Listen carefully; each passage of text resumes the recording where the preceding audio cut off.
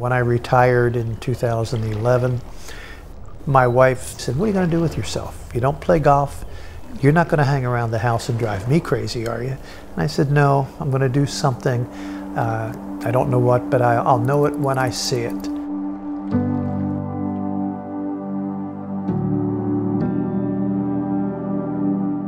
I've always loved children, so we're getting to do things again that we did with our children and our grandchildren, and now we do it again. But it becomes much more significant to me and my wife now because we know nobody else is doing these things with the kids.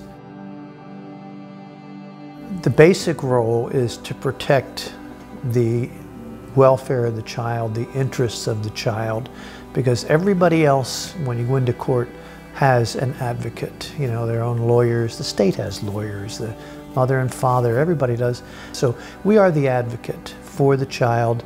We have no other interest in the case other than the child, and we report directly to the judge. If we see that the child needs therapy and is not getting it, we do something about it.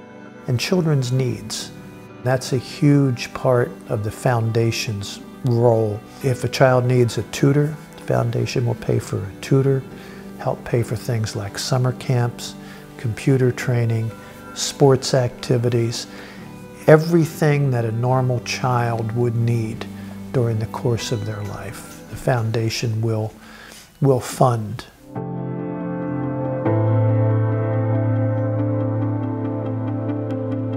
What keeps me going is the fact that, you know, the kids have to keep going. And I have become, in this case, the only person in their lives consistently for the last 5.5 years. And I just let them know that I'm going to see them every month, at least once a month. We'll do some fun things, you know, normal type things that they might be missing out on, and just try to make their life a little bit easier.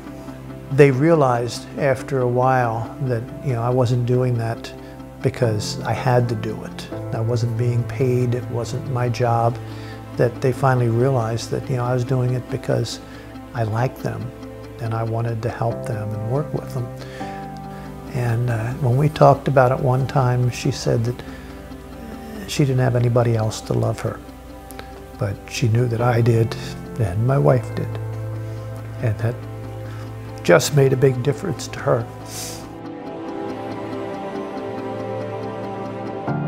Parental rights were terminated, and I had to tell the children that's what was going on.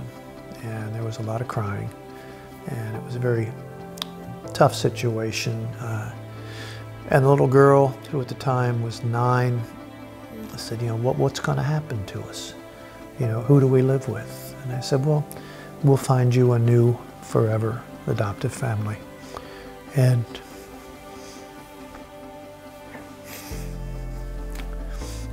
she gotta